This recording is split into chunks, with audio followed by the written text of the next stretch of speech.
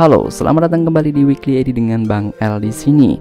Pada kesempatan kali ini saya akan menjawab beberapa pertanyaan yang sering banget muncul di kolom komentar.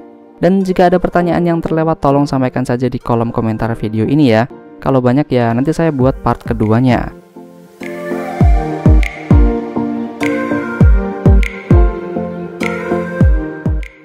Pertanyaan yang pertama, kenapa Murayama tahu Masaki?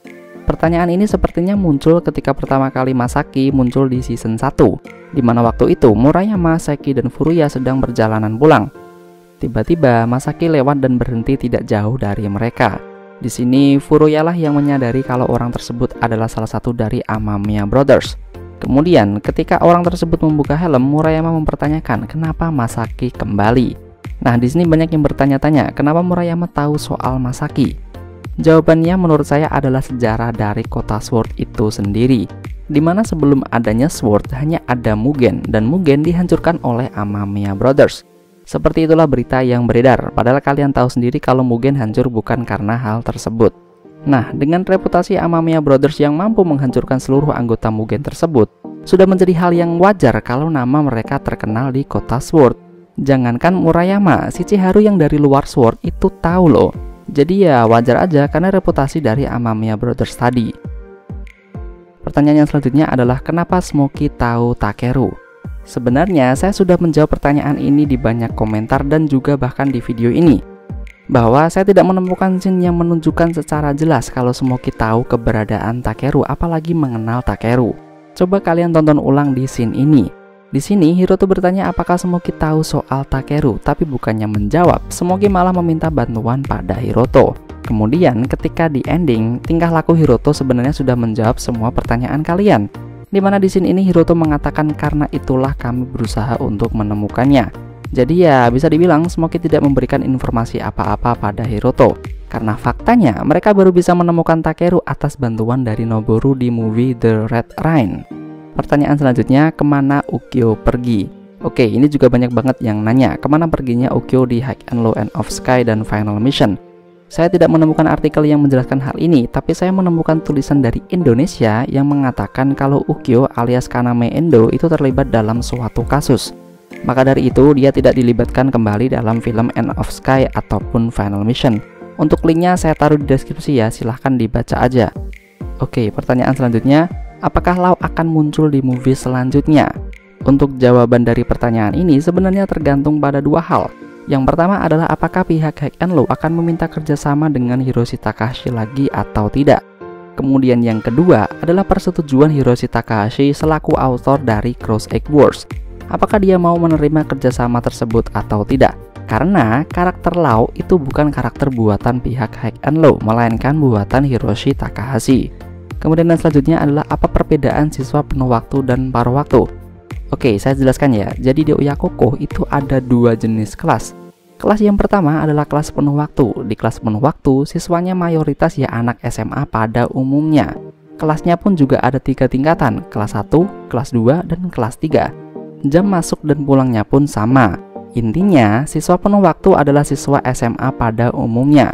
Nah, kemudian untuk siswa paruh waktu, ini lebih mirip kuliah kelas karyawan cuy, karena isinya emang orang-orang dewasa dan juga sudah pada bekerja.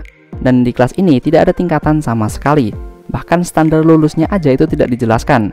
Jadi ya udah paham kan? Pertanyaan selanjutnya adalah kemana perginya anak-anak penuh waktu ketika penyerangan Kuryu? Kok mereka nggak ada? Jika dilihat dari situasi yang ditampilkan, penyerangan Kuryu ke Oyakoko itu dilakukan ketika malam hari. Dan tentunya untuk siswa penuh waktu jelas udah pada pulang dong, kan mereka siswa SMA biasa yang punya jam masuk dan jam pulang seperti anak SMA pada umumnya. Udah pulang, udah pada bobo. Karena kalau penyerangannya pada pagi hari, sudah pasti siswa penuh waktu akan terkena imbasnya, seperti saat di season 1 di scene ini. Kemana Fujio, Todoroki, dan kawan-kawan ketika Sword melawan Daub dan Kuryu?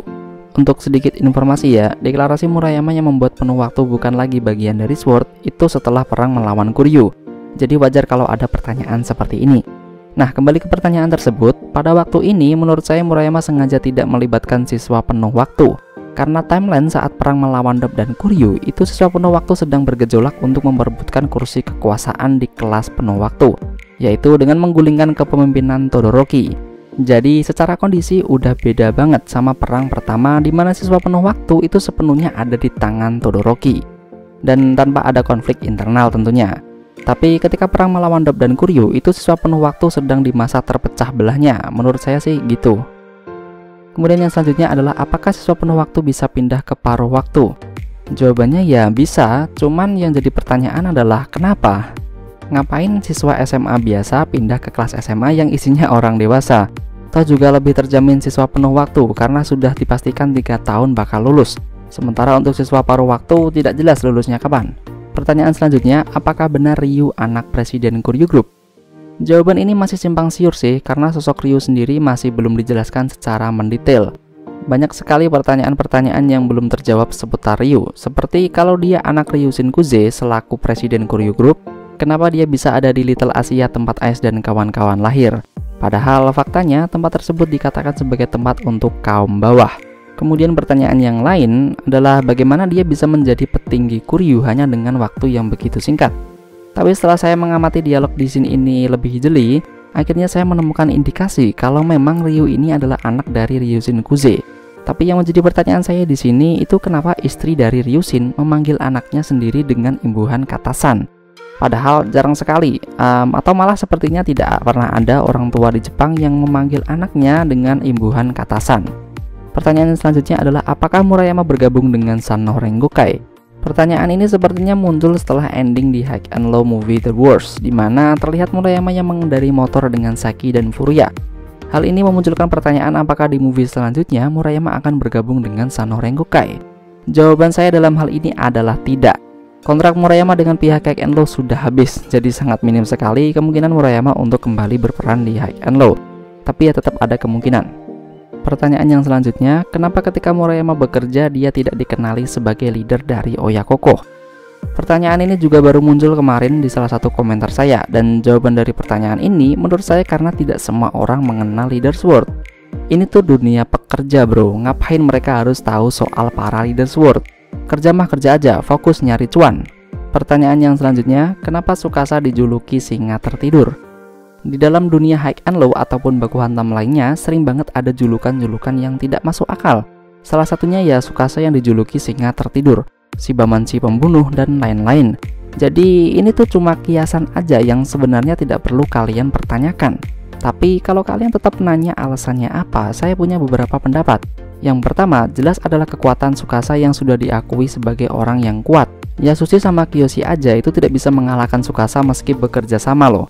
Dan alasan kedua adalah karena Tsukasa tidak melakukan pergerakan apapun seperti fraksi Yasukyo ataupun si Nakagoshi. Maka dari itu dia mendapat title atau julukan singa tertidur. Jadi dia udah terkenal kuat tapi dia tidak membuat suatu pergerakan. Ya mungkin karena ada faktor rambutnya juga sih yang mirip kayak singa. Mungkin.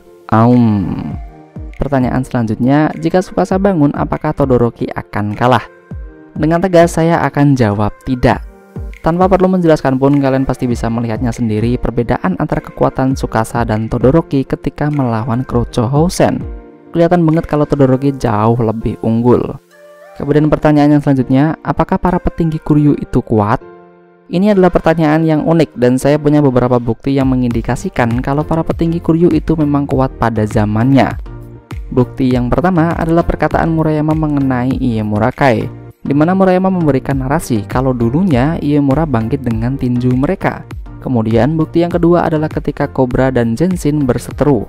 Cobra sempat menendang Zenshin sampai jatuh, tapi terlihat kalau dia masih segar bugar cuy. Bahkan mampu menendang balik Cobra sampai kesakitan loh. Nah dari dua bukti inilah saya beranggapan kalau menurut saya para petinggi Kuryu itu kuat pada zamannya. Pertanyaan yang selanjutnya, kenapa Retram masih ada padahal Kuryu sudah tidak ada?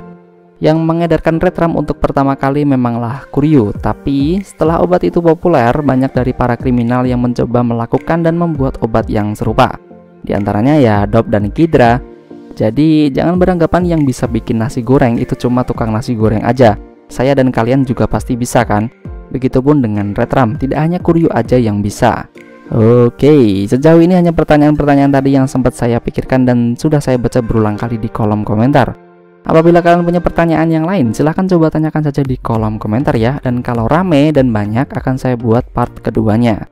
Terima kasih.